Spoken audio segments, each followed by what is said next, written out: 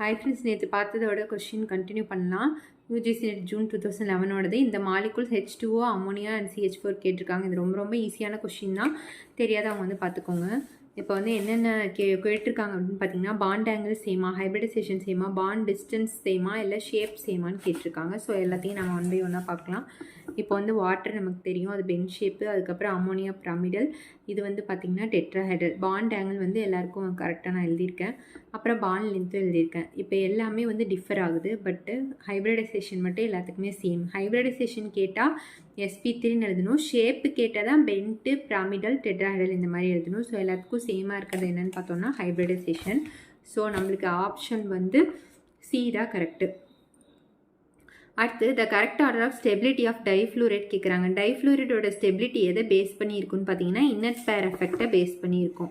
நம்மளுக்கு வந்து down the group வந்து இன்னட் பேர் எஃபெக்ட் வந்து இன்க்ரீஸ் ஆகிட்டே போகும். அதனால ஸ்டெபிலிட்டி வந்து நம்மளுக்கு இன்க்ரீஸஸ். ஸோ ஜெர்மானியம், சிலிக்கான், கார்பன் தான் வந்து கரெக்ட் ஆன்சர்.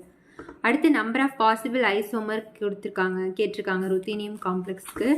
ஓகேவா, இது வந்து பார்த்திங்கன்னா இந்த மாதிரி நம்ம ஐசோமர் வந்து வரைஞ்சிக்கலாம். ஃபஸ்ட்டு வந்து டிரான்ஸ்க்கு வரைஞ்சிருக்கேன். அதுக்கப்புறம் சிஸ்ல வந்து டி ஃபார்முக்கும் எல் ஃபார்முக்கும் டோட்டலாக வந்து நம்மளுக்கு 3 ஐசோமர்.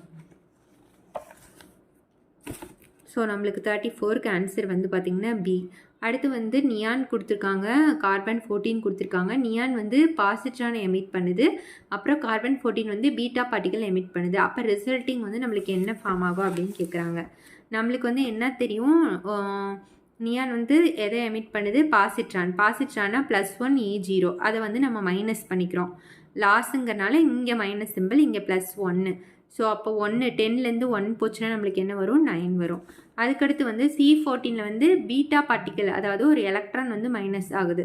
அப்போ மைனஸ் ஆஃப் மைனஸுங்கும் போது நம்மளுக்கு ப்ளஸ் ஆகிடும். ஸோ N14 7 அதான் ஆன்சர்.